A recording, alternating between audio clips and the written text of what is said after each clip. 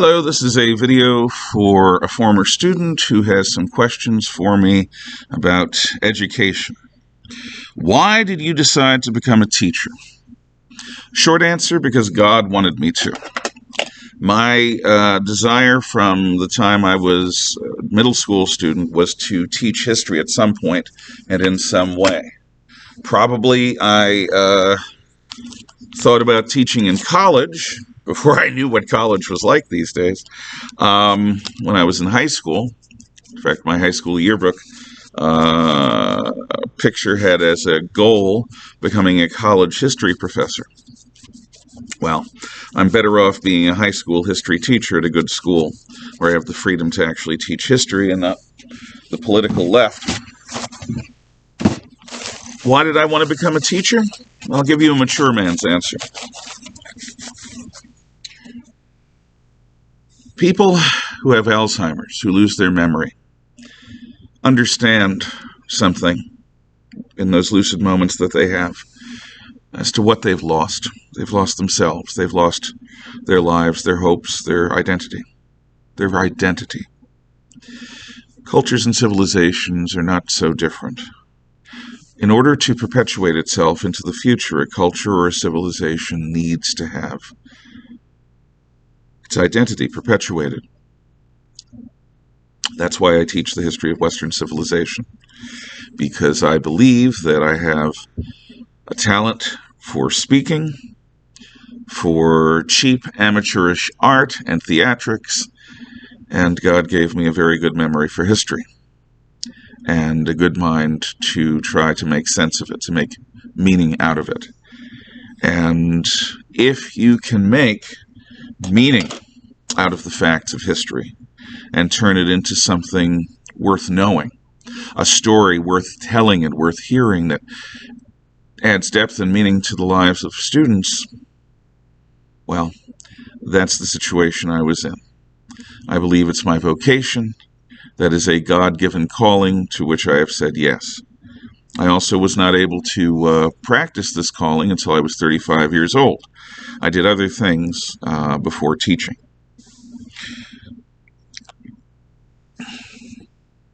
One of the most important things I did was fail out of college. In the second semester of my senior year at Bates College, a very fine institution, I failed out. My student teaching at a local high school was a disaster. My academics completely collapsed. I got a 0.00 average, and it wasn't the first time I got a lousy GPA, so I failed out. And for the next few years, I worked for a living doing contract security for Bristol-Myers Squibb in Connecticut. And that failure made me. I failed because I was an undisciplined student, but I also failed because I was made very angry by the left-wing propaganda of my professors, especially in the humanities. They were arrogant people who refused to debate or discuss ideas. Instead, they tried to impose by fiat a conformity upon the class that was in alignment with their own personal, petty outlook on life. They were probably in their own minds very good teachers and very good people, but to me they were neither. Oh, I think they were good people in their own way. But anyone who forces students to speak a party line in order to get a good grade is not a teacher. That person has betrayed the profession. During those years in the wilderness, I learned discipline, and eventually, when I had the hunger, I went back to night school. I got my history degree. And then a few years later, after getting some management experience starting a residential program for people with developmental disabilities, I decided to do what I really wanted to do, which is get my teaching certificate. That took a few years of night school. During that time, I worked as an Ed Tech 3 in a school for students with profound behavior issues, the kind of behavior issues that required physical restraint on a regular basis. I learned my craft the hard way by working with some of the most difficult students, but luckily I was working in a school that was designed to handle their needs. In 2000, I got a job teaching history at a local high school that I loved, and I was there for 13 years, became the head of the history department, became the head of the 11th grade team of teachers, and fought the good fight for the program we had built there, which was better than any history program, I would say, or as good as any history program in the state of Maine. We were one of the only people that taught the history of the world, basically Western civilization, and the course and the societies it contacted. But everything I did was with the help of a friendly superintendent of schools. And when she retired, and when my principal retired the same year, went to another school, and when my assistant principal, who didn't get along with me, became the new superintendent and hired a principal that was a true believer in the new education theories that were sweeping the world, in 2013, I left without another job. And my wife and I were in economic freefall for a year. But we kept our integrity. And I was luckily, fortunately, by God's grace, hired to teach out here. And you know the rest of the story. Why did I become a teacher? Not only does it suit my talents, but it's an essential job. There's the old bromide, those who don't remember history are doomed to repeat it. Well, it goes deeper than that. There are certain characteristic things that happened at the fall of the Roman Republic and at the fall of the Weimar Republic in Germany. And part of my job is to warn American citizens, present and future, about similar trends that exist in our society today, without being a propagandist. I, at my best, teach people how to think, and teach people a narrative that is traditional and mainstream about the history of Western civilization. What they do with that, that's up to them. What's the most important part of teaching history? The most important part is integrity. This is the most important part of teaching anything. Kids can spot bullshit a mile off. They can spot a fake, phony fraud a mile off. And they can spot somebody who is mouthing someone else's truths and aping someone else's methods. And kids don't respect that. Adults don't either, truth to tell. Be yourself. Find out what you have to offer that's unique. Find out the combination of things that you have to offer that's unique. Be true to the history. Don't distort history to fit modern narratives.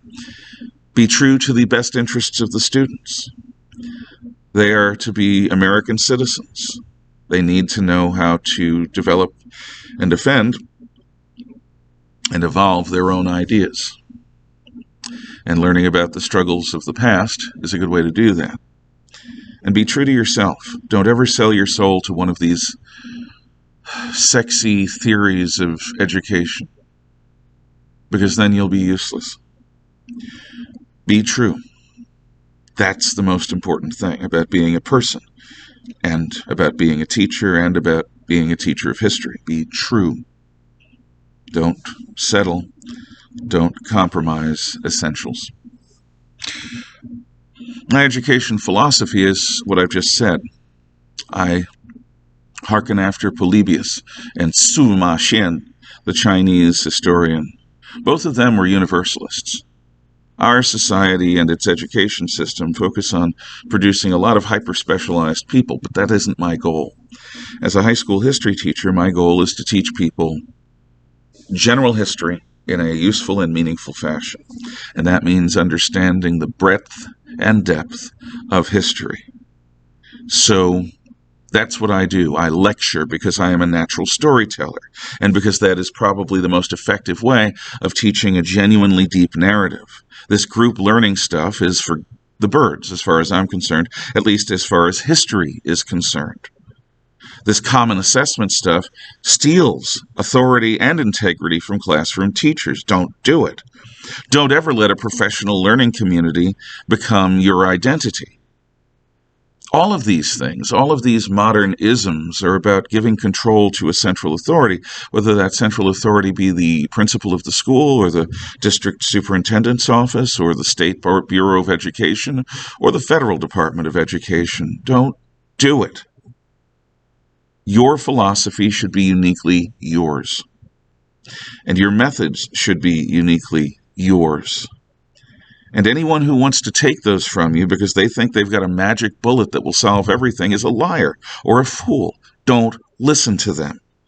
Be true. Because there are all sorts of people that would love to take your idealism and your talent and make it their own by using you for their purposes. That isn't paranoid. I've seen it for decades. Idealism is a glorious and lovely thing. But idealism that is stolen by a demagogue becomes loot, booty, their treasure, not yours. Do different types of history require different teaching approaches? I don't believe there are different types of history. For example, all of the various role model histories, nonsense. There's no such thing as women's history. There's no such thing as black history in the sense of African American history. Neither women nor African Americans constitute a culture. Subcultures, yes. Cultures, no.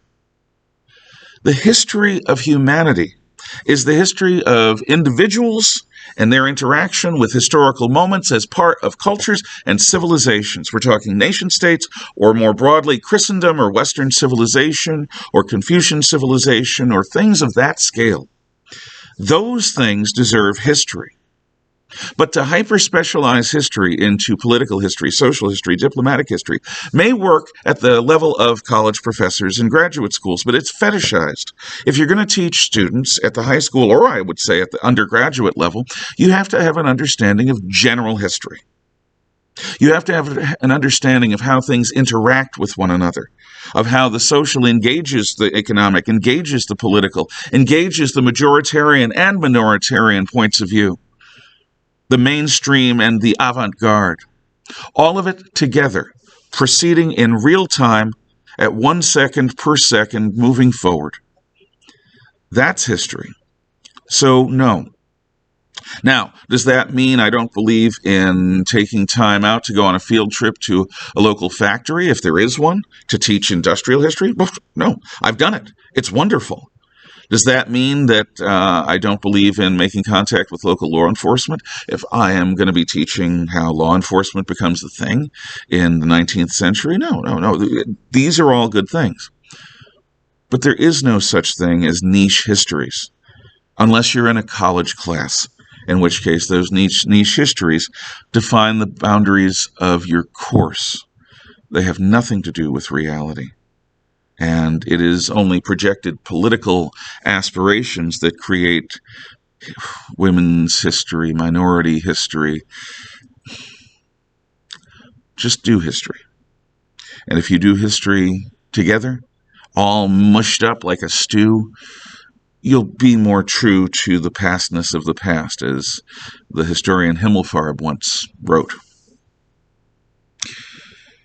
Why it is important that students learn history, because if they don't learn history, our culture and civilization die. That's one of the reasons why history has been systematically targeted for elimination from most colleges and high schools. Oh, they have to teach U.S. history in high school, but they don't have to teach the history of Western civilization, ancient or medieval history in Europe, the history of Asia, because people without a knowledge of history are vulnerable to a false perspective advocated by demagogues, by politicians, by ideologues, by people who want, for example, Americans to feel guilty about slavery. Well, there's no American alive today that experienced slavery in the chattel sense of the old American South. And there's nobody alive who's even known anyone who was there. Or, no, there's nobody alive who was there. That's nonsense. That's the past. That's like trying to gin people up over the assassination of Caesar. But it benefits a certain political point of view, doesn't it? So, in reality, what's important is that students understand that slavery was ubiquitous in pre-industrial times. Every agrarian society condemns 70 to 90 or 95% of its people to bondage in the fields, whether they're called slaves, serfs, or peasants, or peons, or whatever. That's normal, and it isn't until we develop factories that changes. Just as it isn't until we develop modern conveniences and appliances in the 20th century that women are freed from the household to pursue their dreams. It isn't just that people suddenly woke up in the 1960s, 70s, and 80s and said, women, join the workforce. No, it was because it was possible now, in the developed world anyway, to have women join the workforce without the home deteriorating into a disaster. There are interactions that are subtle that you only catch if you do universal history. That's one of them. And the idea of teaching systematically some form of inherited guilt, collective guilt, is evil. Children need hope. They don't need to be burdened with the sins of their great-great-great-great-great-great-grandparents, especially when those great-great-great-great-great-great-grandparents fought our bloodiest war to end slavery, and then 100 years later, our grandparents and great-grandparents fought to bring civil rights to this country in the 1960s, which happened. The Civil Rights Law was passed 1 year before I was born, back in 1964. To act otherwise is to deny reality for the sake of politics, and that is something that no history teacher should ever do. Reality is reality. It has integrity too. You must be true to the past as well as true to yourself and to the best interests of the students. The past is not answerable to modern fetishes and modern beliefs. Out of everything I teach, what's the most important for students to learn? How one man can change the world, how one person can alter the course of history. Whether that person is Pheidippides, the first marathon runner, whose choice to run at the cost of his own life saves Athens and saves Western civilization, which means one man's choice to run until his heart literally ruptured in his chest affects everywhere on the planet, in low orbit, and even in the moon and the solar system. Had Pheidippides' run failed, Athens would have fallen to the Persians and Western civilization would have been stillborn. Or there's Winston Churchill, before the invasion of Britain in 1940. Everyone expected Britain to be invaded. Everyone expected that with France defeated, Britain would have to sue for peace. And that is what the smart people like Lord Halifax and Neville Chamberlain, who were still in the British government when Churchill was a young, new prime minister, that's what they wanted to do. They wanted to surrender because Hitler was giving the fellow Aryan Anglo-Saxons good terms. Well, better terms than he gave anyone else. But Churchill was more stubborn than he was smart. He had more character than he had brains. We will fight them on the beaches. We will fight them in the hills. We will fight them on the airfields. We will fight them in the streets. We will never surrender. That was his answer. And his answer saves Western civilization. For had Britain fallen in the summer of 1940, and a peace treaty with Adolf Hitler would have constituted being defeated. Had Hitler won the war in 1940, the entire history of the world would have been different. Can't talk now. I'm in the middle of a video. Stop by later during study lab, and I'll be happy to give you a pass if that's what you want. Thank you. Has my education philosophy changed during the years? If so, why? Yeah, it's become more intransigent. It's become more intense. I always knew that I was an outlier as a teacher, that I got my certification despite the teacher training they were offering me, because everything I believed in was unfashionable. Lecture teaching, a strict classroom, high academic standards, expecting students to rise to the occasion, expecting students to act as individuals, all that stuff. All that stuff was unfashionable. And when I first became a teacher, what I found was that the entire English department of my old school was on board for that nonsense, and they were in the process of trying to transform the entire school. For 13 years, I fought a rearguard action to delay the education reforms that finally came to Shakopee, my old high school, and destroyed it as an academic institution as far as I'm concerned. Do I believe that my education philosophy is the exception? Yes.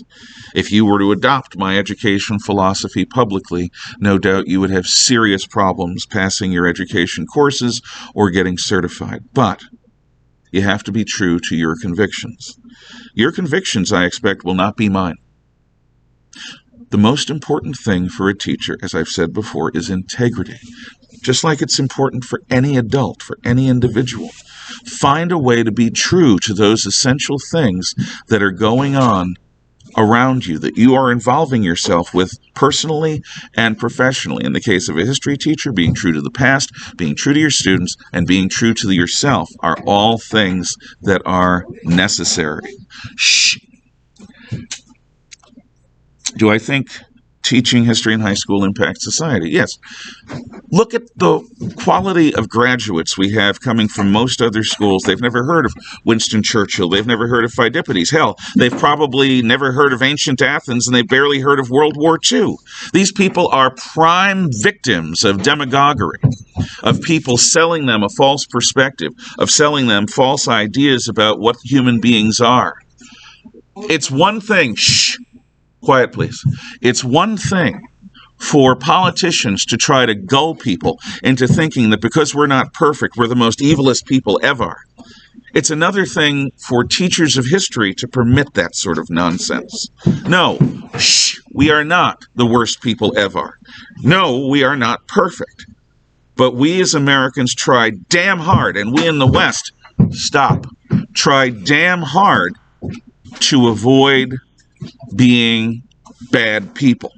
We try our best to be good people, whatever the heck that is. And we also have brought more freedom to more people in more ways than any society on the planet, which, as a happy corollary, has brought more wealth and prosperity and technology to more people than any other society on the planet. The West cured polio. The West sent men to the moon. The West developed the internet. The West developed a constitutional republic that has lasted since the 1780s.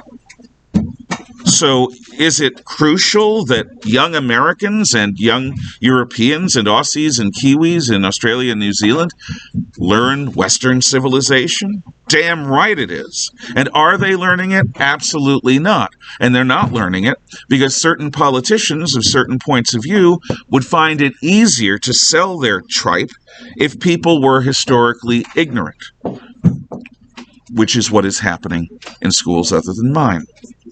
Shh. Is it important to teach all sides of history?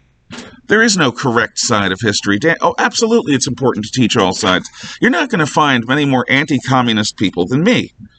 But you may recall when I teach communism, I try to teach it in a way that is thorough, that recognizes that good people became communists because they were personally persuaded that collectivistic, utopian, statist ideas were the best. Were the bestest ever. That good people could be Nazis, could be communists, could be Klansmen. That good, intelligent, thoughtful people could think the worst possible things. There is no correct side of history. There is no right side of history. There is human nature. There is wisdom that you can discern from human nature. And there are lessons of history that students will come to on their own. The key is to teach in a way that is compelling, that brings out the drama, that brings out the fact that people bled for this, they sweated for this, they suffered for this being our present world. Almost done.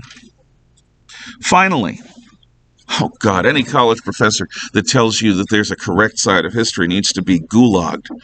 Oh, I'm sorry, they already are in an intellectual gulag where any ideas other than their own are punished as apostasy or heresy. I'm going off a little bit. You know me. Finally, do I think that the United States and individual states will continue to require history to be taught in schools? Should it continue to be a curricular requirement? Public schools were built so that history could be taught to the children of immigrants from all over the world and to the children of farm kids. If we stop teaching our history, we will suffer cultural Alzheimer's disease. We will suffer cultural amnesia. We will be enslaved. Yeah, that's what's on the line with the teaching of history. So, my curmudgeonly self signs off to you, wishing you the very best of fortune, and you're probably asking yourself, why on earth should I even continue with this dream of teaching history? Well, you do what you think is best. But if you do choose to teach history, personally, I know you'll do it with integrity. Godspeed, and God bless.